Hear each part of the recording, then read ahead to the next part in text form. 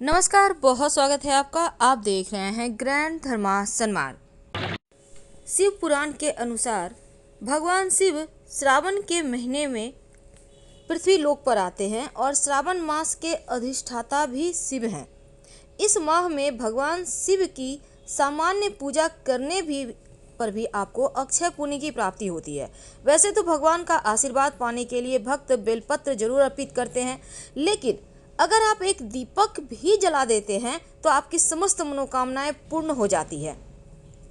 शिव पुराण में कहा गया है कि सावन के महीने में भगवान शिव के सामने दीपक जलाने से सभी पाप नष्ट हो जाते हैं और जीवन में अंधकार खत्म हो जाता है। तो शिव पुराण में किस समय दीपक जलाने के बारे में बताया गया है। शिव का सबसे प्रिय दिन सोमवार है। ऐसे में अगर आप सावन के महीने में, वैसे तो श्रावण का माह पूरा सोमवार के ही तरह है, लेकिन जब सोमवार की तिथि आ जाए तो और भी खास हो जाती है। तो आज आपने व्रत रखा होगा। वैसे तो यह प्रयोग किसी भी दिन करें। देखिए, हर एक वस्तु को अर्पित करने से हर एक अलग अलग तरह की मनोकामनाएं पूर्ण होती है और भगवान शिव की अगर सच्चे मन से पूजा करें तो सारे कलह कलेश से मुक्ति मिल जाती है, मनोकामना पूर्ण होती है, क्योंकि शिव जी हमेशा ही अपने भक्तों पर कृपा बरसाते रहते हैं। इसीलिए भगवान शिव को प्रसन्न करने के लिए सोमवार के दिन उनकी विशेष आराधना होती है। देखिए, जब भी आप शिव जी की पूजा करें तो सिर्फ शिव जी की पूजा ना करें, वरन आपको पूरे परिवार की पूजा करना चाहिए। भगवान शिव, माँ पार्वती, गणेश जी, कार्तिकेय जी महाराज, नंदी जी। तो चलिए जानते हैं कैसे आप शिव को मनाएं, कौन सी वस्तु अर्पित करके क्या फल प्राप्त करें। शिव जी को प्रसन्न करने का, खुश करने का बहुत सरल सा उपाय। देखिए, सबसे पहली बात, 108 की संख्या में कोई भी वस्तु आप शिव जी पर अर्पित करते हैं नमः शिवाय बोलते हुए, तो आपके जीवन की सारी परेशानियां ही दूर हो जाती है। जैसे कि चावल के दाने हैं, आप वही पूरे, आपके घर में चावल तो है ना, तो पूरे सावन में आप किसी भी दिन, या आप चाहें तो लगातार भी कर सकते हैं जितने दिन आपके लिए संभव हो, 108 दाने चावल टूटे फूटे हुए ना हो बीनकर रख लें और नमः शिवाय कहते हुए एक एक दाना उठाइए और शिवलिंग पर अर्पित करें। अर्पित करने के लिए आपकी जो पहली उंगली है, जिसको इंडेक्स फिंगर कहते हैं, तर्जनी उंगली, उसका उपयोग नहीं करना है और छोटी उंगली का भी नहीं। अनामिका उंगली, मध्यमा उंगली और अंगूठा, इन तीनों की सहायता से अर्पित कीजिएगा।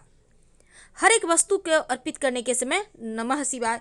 तो चावल शिव जी को वैसे आप पूरे सावन में अर्पित करें, एक भी दाना अर्पित कर देना तो शिव जी आपके जीवन में इतना बड़ा बदलाव लाएंगे कि आप सोच भी नहीं सकते।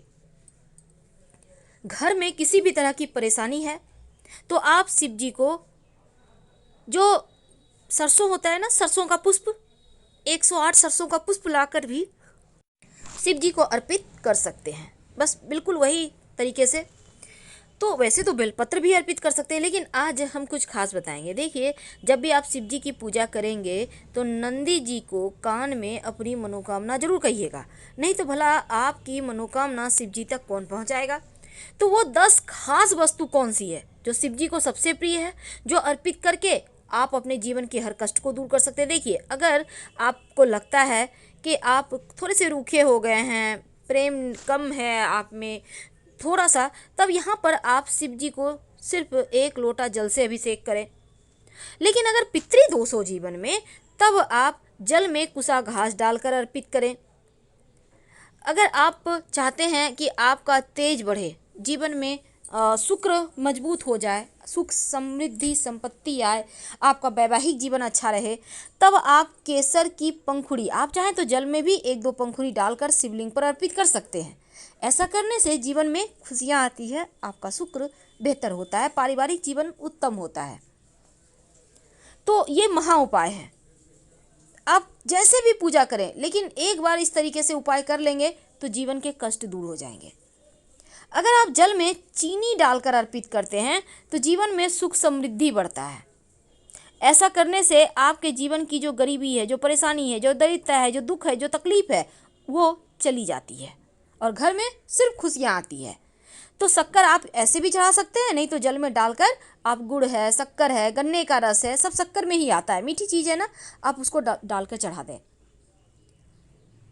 इत्र, इत्र यानी परफ्यूम नहीं, इत्र छोटी छोटी शीशियाँ में आती है जो ओरिजिनल होता है। तो आप गुलाब या चंदन दोनों में से कोई भी ले लें और लेकर अपनी अनामिका उंगली, जिसको रिंग फिंगर कहते हैं, उसमें लगाकर शिवलिंग पर लगाते हैं। और वही जो आपकी उंगली पर लगा रह गया अपने कंठ में कलाई में लगा ले।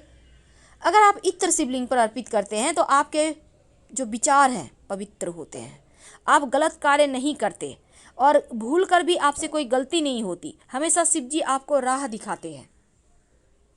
दूध से तो हर कोई शिव जी को अभिषेक करता है, लेकिन क्या आपको पता है दूध से अभिषेक करने से क्या होता है? आपका स्वास्थ्य अच्छा होता है, और सबसे बड़ा धन तो स्वास्थ्य ही है। अब देखिए, आपका कभी हाथ थोड़ा सा भी कट गया सब्जी काटते समय, आप चल रहे हैं, ठोकर लग गया पैर में, कितना दर्द होता है। लेकिन शिव जी को जब आप दूध अर्पित करते हैं ना, तो वो सभी छोटी मोटी परेशानी, क्या बड़ी से बड़ी परेशानी भी आपको परेशान नहीं करती और आप स्वस्थ रहते हैं। दही, अगर आप शिव जी को दही अर्पित करते हैं तो जीवन में कभी आप बीमार ही नहीं होते। गंभीर से गंभीर बीमारी भी समाप्त हो जाती है और आपका शुक्र बेहतर होता है। आपको जीवन में भौतिक सुख साधन बढ़ते हैं। लेकिन एक बात याद रखिएगा, जब भी दूध अर्पित करें, दही अर्पित करें, या अभी जो हम आपको तमाम वस्तुएं अर्पित करने को कहेंगे, इसके बाद जल अर्पित कीजिएगा। इत्र अर्पित करने के बाद जल अर्पित नहीं करना, लेकिन दही अर्पित करने के बाद जल जरूर अर्पित कीजिएगा। तो दही अर्पित करने से क्या होता है? जीवन की समस्त परेशानियां समाप्त हो जाती है और आपका स्वभाव बढ़िया होता है, शुक्र प्रधान हो जाते हैं। इसके बाद जल अर्पित करना है। अब घी भगवान शिव को अर्पित करें तो संतान का सुख मिलता है, शक्ति बढ़ती है, वंश बढ़ता है। और घी अर्पित करने के बाद जल जरूर अर्पित करें और उनसे प्रार्थना करें। आपको संतान है तो संतान तरक्की करेगी, संतान नहीं है तो संतान की प्राप्ति होगी। और नमः शिवाय का अनवरत जप कीजिएगा। अब जरूरी नहीं है कि आप 1 किलो घी अर्पित कर दें, थोड़ा सा अर्पित करें और फिर जल अर्पित करें। बर्बाद नहीं करना है आपको। अगर डालना ही है 1 किलो तो थोड़ा सा अर्पित करके बाकी का डब्बा मंदिर में ही छोड़ दें, वहाँ पर दीपक जलेगा शाम में। चंदन, शिव जी को चंदन अर्पित करते हैं ना, तो आपका व्यक्तित्व तो बढ़िया होता है, समाज में मान सम्मान यश बढ़ता है, आपका मस्तक ठंडा रहता है। जैसे शिव जी चंदन लगा के ठंडे, उनका पीड़ाएं कम होती है विष की ना, उसी तरह आपका भी अंदर में जो पीड़ाएं हैं, जो परेशानियां हैं, जो समस्याएं हैं, वो कम हो जाती है। तो चंदन शिव जी को लगाइए, वो ये सजाने में के काम में आता है। इसके बाद जल अर्पित नहीं करना है। शहद, जब आप भोले बाबा को शहद अर्पित करते हैं तो एक तो आपका शत्रु विरोधी शांत हो जाता है, दूसरा आपकी वाणी में मिठास बढ़ता है। और शहद जब अर्पित कीजिएगा तो इसके बाद थोड़ा सा अर्पित करना है, 1 चम्मच। अर्पित करने के बाद आप जल जरूर अर्पित करें। शहद बहुत ज़्यादा गाढ़ा होता है, लठलठापन होता है, चिटचिटापन, तो इसको आप अर्पित करके नहीं छोड़ सकते। इसलिए इसके बाद शिवलिंग पर जल अर्पित करें, मलमल के अच्छे से धोइएगा ताकि शिव जी फिर से फ्रेश हो जाएं और फिर उनको सजाइएगा।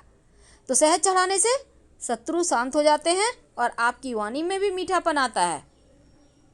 भंगरैया, भांग जिसको कहते हैं, भांग अलग होता है, भंगरैया अलग। भंगरैया अर्पित करने से जीवन में खुशियाँ आती है, शनिदेव प्रसन्न होते हैं। और भांग अगर अर्पित कर दें तो आपकी कमियां दूर होती है, बुराइयां दूर होती है और शिव जी भी प्रसन्न होते हैं।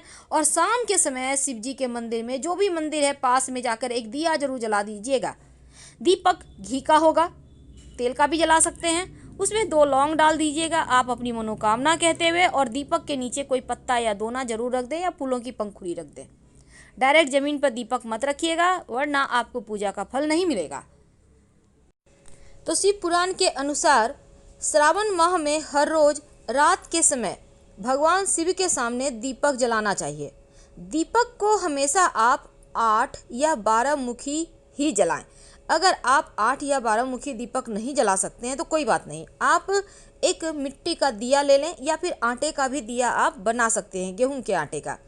इसमें आप घी डालें। अब आप लाल धागा आपके घर में होगा, लाल धागे में बहुत सारे धागे होते हैं, आपने देखा होगा 3 धागा से मिलकर बनता है, वही धागा जो मौली धागा है आप कलाई में बांधते हैं, उस धागे को ले लें और उसमें 8 की संख्या में धागे ले लें। ये 8 हो गया, या आप 12 की संख्या में धागा ले लें तो 12 हो गया। तो ये आप एक साथ मोड़कर भी जला सकते हैं। तो 8 धागा या 12 धागा एक साथ मोड़कर रखकर आप इसको जलाएंगे तो भगवान की जो कृपा होती है, अक्षय पुण्य होती है, वो आपको प्राप्त होता है, सभी समस्याओं का अंत हो जाता है। लेकिन ये दीपक जलाएंगे कहाँ पे, घर में या मंदिर में? देखिए, शिव पुराण में एक कथा बताई गई है जिसमें कहा गया है कि भगवान शिव के सामने दीपक जलाने से क्या फायदे होते हैं। कथा ऐसी है कि प्राचीन काल में गुण निधि नामक एक गरीब व्यक्ति रहता था। परिवार को भोजन मिल सके इसलिए हर रोज बहुत मेहनत करता। वह इतना गरीब और असहाय था कि कभी कभी भूखा ही सो जाता। एक दिन भोजन की खोज में रात हो गई। विश्राम करने के लिए शिव मंदिर में वो पहुंच गया। शिव मंदिर में बहुमूल्य हीरे, जवाहरात, सोने, चांदी के गहने रखे हुए थे।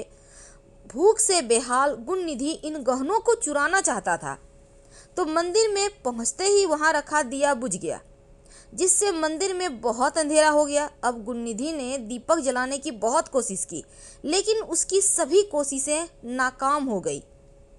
तब मंदिर में से अंधेरा दूर करने के लिए उसने अपनी कमीज जला दी, जिससे मंदिर का अंधेरा दूर हो गया और भगवान शिव यह देखकर बहुत प्रसन्न हुए।